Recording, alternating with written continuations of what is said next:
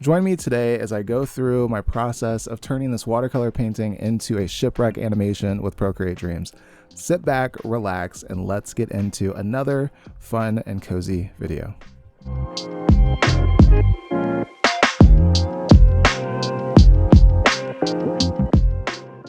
This is a sketch that I began a little while back, and I wanted to give it a little bit of time and consider it a bit more because I really liked how it turned out at that point. And I wanted to make it something a little bit more grand and also a potential video opportunity. And here we are.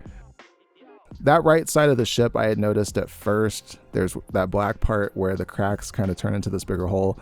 Probably wouldn't be that clean of an outline on that specific spot. That is something I address later in the painting if you just so happen to notice that at the moment. There's a lot of work left to be done in this painting, but the sketching process makes it all come together. And I'm very excited with how it presents. It looks good. This was a fun process. My goal was to make the ship look really, really large and scale it up and then make everything else look really tiny. It kind of gives Dollhouse a bit. I feel like the lighthouse just looks miniature, but that could just be myself overthinking it. The whole point of this sketching, drawing, creativity process is to explore ideas, but also accept how things turn out. Acceptance is a huge part of art. And I think the art sometimes comes out the way it does, maybe due to a lack of skill. Could be because your expectations are not necessarily where your skill ends up at the end of the day. And sometimes I just embrace whatever it turns out to be. I was having a lot of fun making the cliff. It's so fun making cliffs. I feel like it's an easy thing to do, just some fun jagged lines, and it's very easy to color in. So it's those simple things that you keep simple and they always deliver.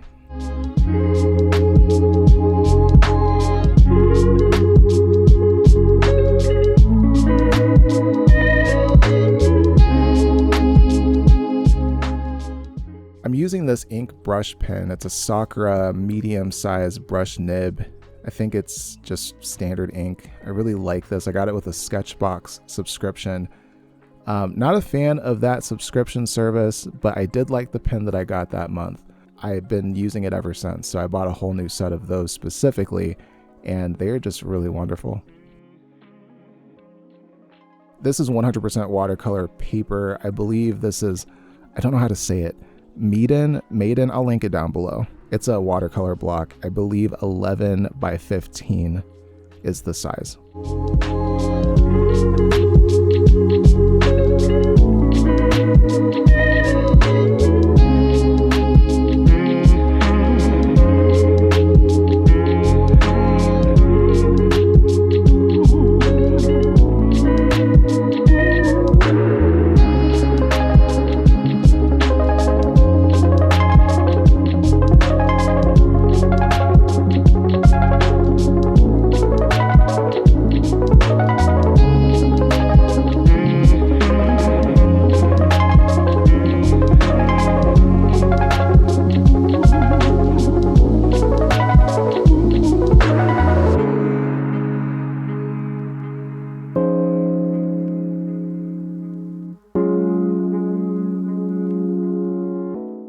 The watercolors that I'm using for this are Daniel Smith. I do also use Copic Markers in this, as well as colored pencils. Sometimes I try to keep it within one material family. There are a lot of times I try to keep it within one material family, but a lot of my work ends up being mixed media, and that's okay. I think having a lot of art supplies is a privilege for sure. I'm very, very fortunate to be able to have so many supplies at hand, but it also allows full flexibility of creative flow. You know, sometimes there are things I'm good at using colored pencil. There are things I'm good at using watercolor, and there's no reason to not use those things for those reasons if they happen to be on hand.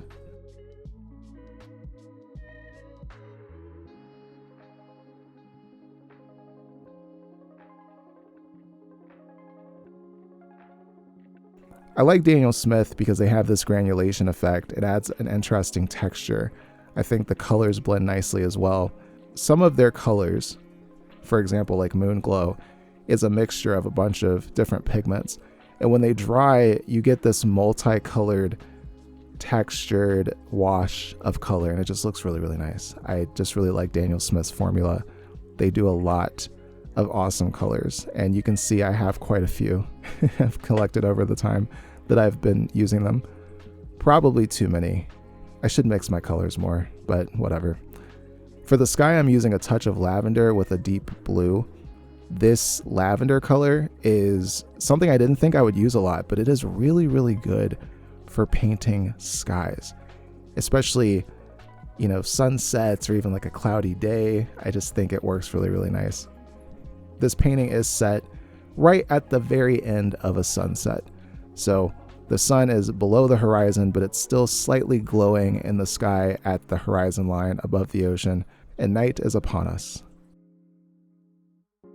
Copic markers with watercolor paintings is not something I started doing until recently. I have not used my Copic markers for a while, but I ended up buying some Ohuhu markers recently to try those out. It got me right back into markers again. So I've been trying them out in as many ways as I possibly can, and that includes using them in watercolor paintings. I find them to be a very solid base of color that you can add things on top of.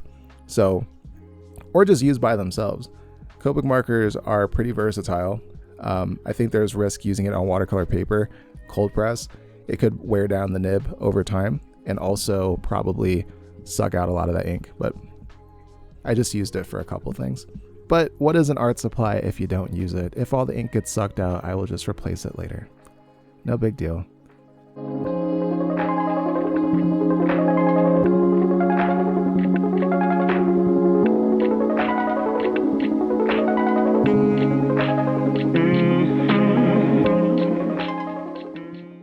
I start adding some of the seafoam using a white Prismacolor pencil, and I go back and forth. I layer and layer over this multiple times until I get that texture and the amount that I'm looking for. This part does get edited in the animation process, but I wanted, for the sake of the complete painting, to have this part completely finished. I'm using a quinacridone burnt orange as well as a burnt sienna with some yellow ochre, and I'm just getting a nice mix of these browns, some of them a bit darker than others, some of them a bit more orange, just the way that dirt looks, you know, in nature, and that yellow ochre really serving as a sandy beach color.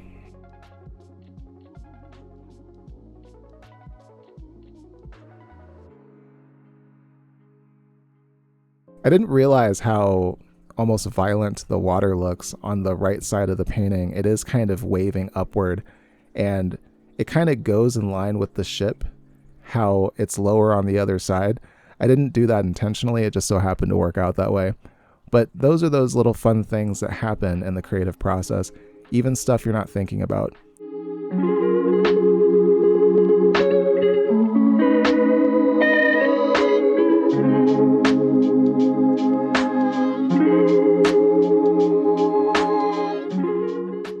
I'm layering some yellow over the ship where the light is reflecting from the lighthouse. It matches the color of the light coming from the lighthouse. I guess that's the point.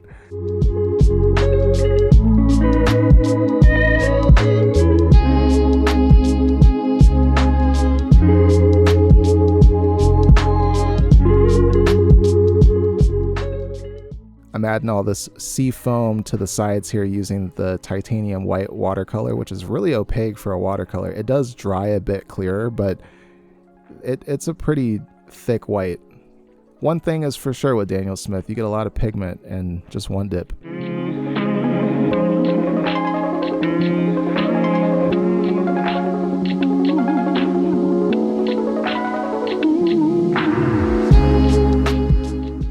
You can see I'm using the Copic marker now. I'm gonna layer that a bit. I tried to cover that area with blue, but because the black ink was so dark, by the time it dried, it just looked black again. So I gave it time, and once it dried, I went over it with a Copic marker again to just make that whole side of the ship. And you can see it now, there it is. I like how this turned out. That shadowy green look just looks really, really cool. And it wasn't a color that I was expecting to use on the other side. For shadows, I usually just use the dark grays. But using green or blue or red and going through the color family can really give a more natural shadow effect. I also like up there on the ship dock, you can see the shadow cascading by that little door on the other side. It just looks really cool. So I really like how this part turned out. I also was still having issues with that part, so I covered it with some seafoam a little bit to make it look like there was a wave splashing on the side of the ship. Oh, and this part here, those were pieces that had fallen off the ship, but it just didn't look very good. So I ended up covering it up with paint, and I do that in Procreate as well.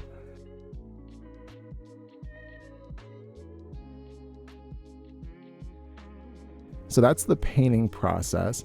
We're gonna cut the page off of the block and drop my palette knife, of course, and take it off camera, great angle. And then we're gonna go down. You know, this is a quite dangerous way of removing paper if you're me at Kozzie T. So I gotta be real careful and sometimes take it off frame so I can do it safely. Always be safe when you're using sharp things. For some reason, that palette knife is really sharp.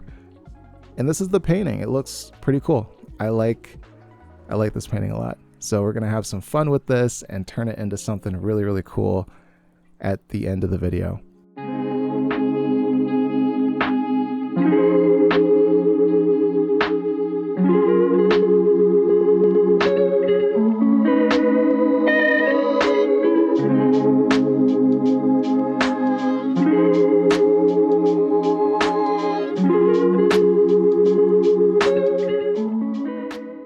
Now I'm just bringing my canvas into Procreate. You can see me in the reflection there. Hello, how you doing?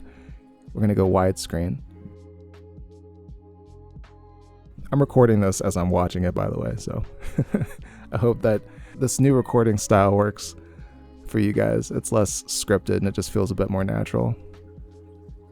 So I'm just dragging it in. I got my 2 layers. I'm just gonna go on here, go full screen, line it up. I'm gonna group them together just to scale them together because I want it to fit the canvas a bit more. I couldn't find a size that fit this particular canvas in Procreate Dreams. Hopefully with the update, you can make more custom canvas sizes. So it's just gonna be black on both sides. And you can change the background color by hitting the timestamp going to the bottom there, and you got your whole color wheel.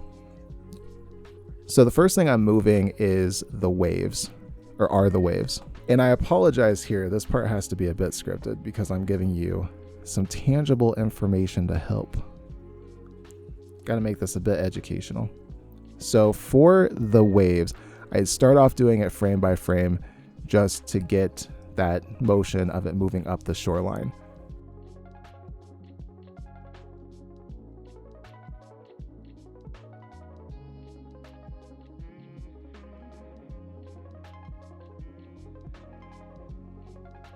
So I decided to play with the opacity a bit to get more transparency out of the water because it's not that full in real life when you see it go up on the shore and fall back.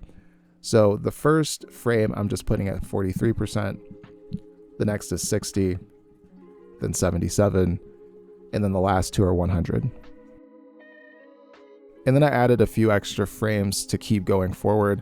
So this is starting from the ocean and then going into the shore. So it's low opacity in the water, and then as it gets towards the middle part between the shore and the full body of water, it becomes more opaque, and then as it goes up the shoreline, the opacity goes down again. So from the shoreline, I go from 100 to 63, 38%, and then 19% opacity. And then you play it back, and that is what it looks like.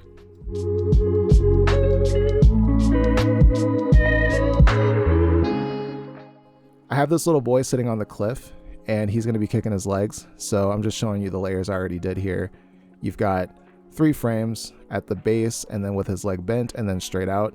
And then the back leg is a darker blue than the front leg to show that that is the back leg. So I make sure that when I kick that one up, I keep that darker color so you know it's the back leg when that one is kicking forward. So that little boy is kicking away. Next is gonna be the birds. So I got some birds flying. This starts off frame by frame as well, but I do add some extra flair to it. So we got the wings going up and then the wings going down, and I grouped that together and I duplicated a bunch so it just looks like a bird flapping. To animate this, I'm gonna have it come into the foreground and it's gonna get bigger as it gets closer to us. So I'm going to scale this very small at the top left, and then I'm gonna hit the record button to activate the keyframe. Then I'm gonna stop recording, hit that keyframe, drag it to the top left, then I'm gonna hit the end of the keyframe timeline to move it all the way to the end, and then that's where that keyframe sticks. And now you have the bird going across. To make it get larger as it is moving to the corner, I just scale it bigger at the end as well. So then when it's moving, not only is it going to the bottom right corner, it's also getting larger coming towards the screen, and that's how you achieve this effect. I used this bird and I just duplicated it a bunch of times to make a couple flocks of birds flying through. So I didn't show that part, but this is how I did the base bird. All right, so that is the animation process. Here's the painting as well, and I'm going to show you the animation here shortly. I just want to thank you guys for subbing and liking the videos and the comments that I get. I've been slowly growing this community, so if you're new to the channel and you like what you're seeing, consider hitting the subscribe button. And if you like the video, go on and do it up. I appreciate you. In these times, there's nothing better than community to keep us close. So stay beautiful, stay true, stay you, and above all else, stay cozy. I will see you guys in the next video. Take care of yourselves. Peace.